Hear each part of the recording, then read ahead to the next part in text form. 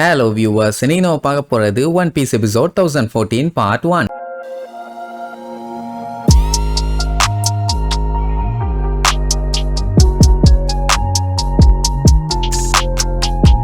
Open பண்ணா அந்த ஹால்ல தான் காட்டுறாங்க. வீணு எடுபட்ட மொல்ல மாதிரி பைய எல்லா வில்ல பயிலையும் ஏவி விட்டோன்னே அந்த முட்டா பயிலுக கொஞ்சம் கூட யோசிக்காம சாப்பரை பொழந்து கட்டுறதுக்காக வேகமா வருவாங்க. அதான் நம்மளுக்கு கிட்ட ஒரு ஸ்ட்ராங்கான சாமுராய் படையே இருக்குது. சோ எல்லாம் பொலன்னு பொழந்து கட்டுவாங்க. ஹியோகரோ என்ன சொல்லுவாரு, இப்போதைக்கு யாரும் சாகாம நம்ம சாப்பரோட ரூமுக்கும் போக விடாம முடிஞ்ச அளவுக்கு பார்த்து பத்திரமா தடுங்க, எப்படியும் சீக்கிரத்துல எல்லாரோட பிரச்சனையும் சரியாயிருங்கிற மாதிரி சொல்லுவாரு. சரின்ட்டு அத்தனை பேரும் வெறிகொண்டு சண்டை போடுவாங்க. அந்த டைமுக்கும் போது மறுபடியும் ஒரு பெரிய கூட்டமே அடிச்சு புரண்டு வந்துட்டு இருக்கானுங்க. இத்தனை பேர் இருக்காங்க, எப்படி சமாளிக்க போறாங்களோ தெரியல. இங்க சாப்பர் பாத்தீங்கன்னா அடிச்சு புடிச்சு வேகமா வேலையை பார்த்துட்டு இருப்பான். ஆனாலுமே முடிஞ்ச அளவுக்கு கொஞ்சம் சீக்கிரமா பண்ணுங்க, இன்னும் கொஞ்ச நேரத்துல ரெடி பண்ணிடுவேன், யாரும் கவலைப்பட வேண்டாம்னு சொல்லிட்டு வேகமா வேலையை பார்ப்பான். அவனுக்கு ஹெல்ப்புக்கு ஒரு டாக்டரும் நர்ஸும் வேற கூட இருக்காங்களா, அதனாலேயே பையன் வேகமா வேலையை பார்க்கறான். இங்க அந்த ஐசோனியா மாதிரி இருக்கவனுக்கு அட்டாக் பண்ண வரும்போது மார்க்கோ நெருப்பு வச்சு அவங்களை கொளுத்தி விட்டுருவான். அந்த லூசு பயிலுக்கு எரியுதேம்பானுங்க. அதுக்கப்புறம் பார்த்தா அந்த மாதிரி எந்த ஒரு ஃபீலிங்குமே இல்ல. அண்ட் இவ்வளவு நேரமா வெறியோட கத்தி சண்டை போட்டுட்டு இருந்தானுங்க. இப்பதான் அவனுக்கு சென்ஸுக்கே வந்திருக்கானுங்க. இப்படி எல்லாத்தையும் நார்மல் பண்ணிட்டு இருந்த உடனே அங்க குயினுக்கு கடுப்பாயிருச்சு.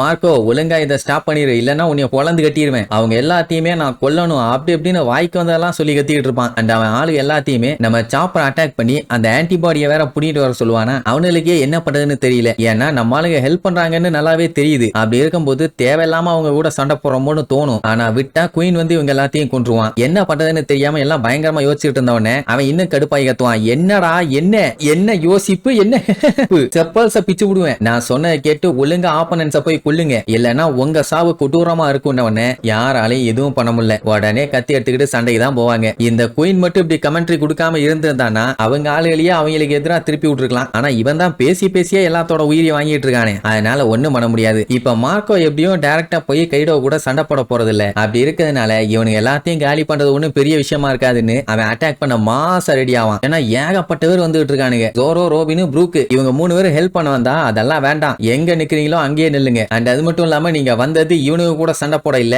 உங்களோட வேலையை நீங்க பாக்கணும், அதனால போங்க கேசலுக்கு போங்க.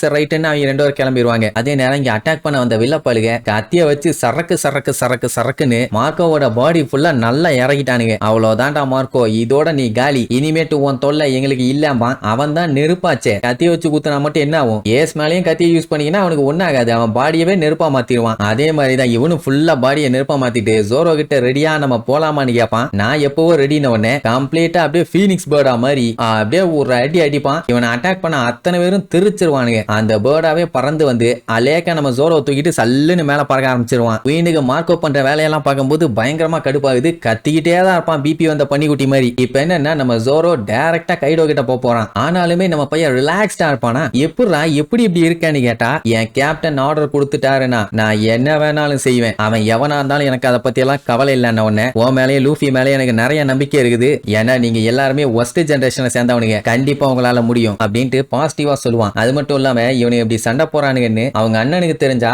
அவன் எப்படி ரியாக்ட் பண்ணுவான்னு அப்படியே யோசிச்சு பார்த்துக்கிட்டே போவான். ஏன் அப்படின்னு பாத்தீங்கன்னா ஏசும் கைடுவை காலி பண்ணியே தீர்வேன்னு ஒத்த காலில் நின்றுட்டு இருந்தவன் தான். ஒயிட் பியர்டு கிட்ட வந்து எஞ்சிருப்பான், என்னை விடுங்க நான் கைடோவை காலி பண்ணி லேண்ட் ஆஃப் ஆனோவை மறுபடியும் பழைய நிலைமைக்கு கொண்டு வர்றேன்னு. ஆனா ஒயிட் பியர்டு ஸ்டிக்டா முடியவே முடியாது, உன்னாலெல்லாம் அவனை எதிர்த்து நிக்க முடியாது, தேவையில்லாத முட்டாள் மாதிரி பண்ணிட்டு இருக்காத, உங்ககிட்ட நான் எத்தனை டைம் சொல்றது, ஏன்டா திருப்பி அதே சொல்லிட்டு இருக்க லூசு பயல, நீ செகண்ட் டிவிஷன் கமாண்டரா இருக்கிறதுக்கு முன்னாடி யார் இருந்தா தெரியுமா, அந்த இடம் ஏன் ரொம்ப நாளைக்கு காலியா இருந்துச்சு தெரியுமா அப்படி எப்படின்னு கேட்பாரு. அவனுக்கு தெரியும் என்னன்னா ஓடன் தான் இதுக்கு முன்னாடி செகண்ட் டிவிஷன் கமாண்டரா இருந்தது, அவர் அவ்வளோ ஸ்ட்ராங்கான ஆளு, அவரே போய் சண்டை போட்டு கைடோ கிட்ட தோத்து செத்து போயிட்டாருன்னா அப்போ உன்னால மட்டும் எப்படி முடியுங்கிற மாதிரி தான் அவனை வேண்டாங்கிற மாதிரி சொல்லுவாரு. ஆக்சுவலா மேட்டர் என்ன தெரியுமா, உடனே இவங்க கூட நல்லா ஜாலியா சுத்திட்டு மறுபடியும் லேண்ட் ஆஃப் ஆனோக்கு போயிட்டாரு. லேண்ட் ஆஃப் ஆனோல இருந்து அவ்வளவு சீக்கிரத்துல தகவல்லாம் வெளியில வராது, வெளியில இருக்க தகவலும் உள்ள போகாது. அப்படி இருக்கிறதுனால ஓடன் சத்த மேட்டர் இவங்களுக்கு ரொம்ப நாளைக்கு தெரியவே செய்யாது. அதனால தான் அவர் வருவாருன்னு நம்பி செகண்ட் டிவிஷன் கமாண்டர் போஸ்டிங்க அப்படியே வச்சிருந்திருக்காங்க. அண்ட் அந்த டைம்ல அந்த இடத்துக்கு வர்றதுக்கு தகுதியான ஆளு வேற ஆளும் இல்லன்னு வைங்க, ஓடனோட சாவுக்கு கைடோ தான் காரணம். அப்படி இருக்கும்போது அதுக்காக நீ எதுவும் பண்ண போறது இல்லையான்னு ஈசோ கிட்ட கேட்டவனே அவனே ஒரு செகண்ட் அப்படியே ஷாக் ஆவான். அப்பந்தான் மார்க்கோ ஒரு விஷயத்த சொல்லுவான். என்னன்னா இவங்க கைடோ கூட சண்டை போட போறது மேட்டர் இல்ல, ஆனா அப்படி சண்டையை ஸ்டார்ட் பண்ணிட்டாங்கன்னா அது கண்டிப்பா ஒரு பெரிய யுத்தமா விஷயமா மாறும். அதனால இவன் சைடுல ஒரு ஆளோ இல்ல அவங்க சைடுல ஒரு ஆளோ இறந்தா அதை பத்தி எல்லாம் கவலை இல்ல. இடையில பாவம் நார்மலான மக்கள்லாம் மாட்டிட்டு சாவாங்க. அதனால வேண்டாம் அப்படின்னு மார்க்கோ சொன்னா,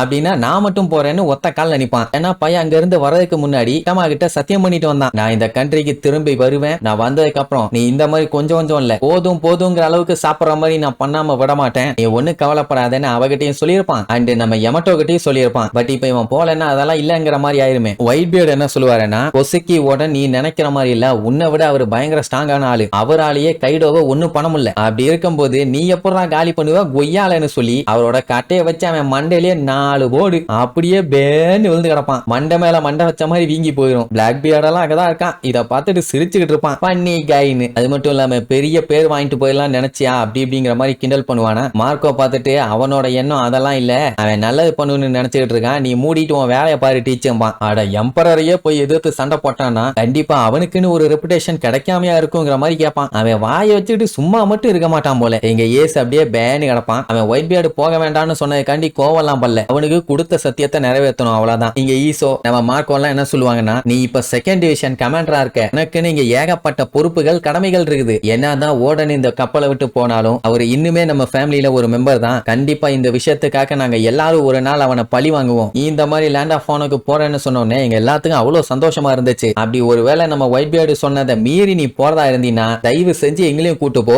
எங்க பங்குக்கு நாங்களும் வச்சு செய்வோம் உடனே, அப்படின்னா தான் நம்ம அசால்ட்டா அவனை போட்டு தள்ளிடலாமே, என்ன சொல்றீங்க அப்படின்ட்டு இன்னுமே கைடோவ ஒரு பெரிய ஆளாவே மதிக்கல, கேஷுவலா போட்டு தள்ளிடலாங்கிற ஒரு நினைப்புலதான் இருக்கான். அவங்களே ஷாக் ஆவானுங்க, என்ன இவ்வளவு கூலா இருக்கானேன்னு. இதெல்லாம் யோசிச்சு பார்க்கும்போது கடைசியில அவனோட தம்பியே கைடோவை போய் போட்டு தள்ளுற நிலைமை வந்துருச்சு பாத்தீங்களா. எல்லாம் விதி, என்ன விட்டதை எல்லாம் தம்பி நிறைவேற்றிட்டு இருக்கான். அதெல்லாம் யோசிச்சு பார்த்துட்டு மார்க்கோ ஆனந்த கண்ணியில அப்படியே ஜோரோ தூக்கிட்டு மேல போவான். எனக்கு தெரிஞ்சு ஜோரோ தான் முதல்ல போய் சேருவான் போல. இடையில கிங்கும் குயினும் இருக்காங்க, என்ன பண்ண போறாங்கன்னு தெரியல. அடுத்தடுத்த எபிசோட்ல பார்க்கலாம். டாடா.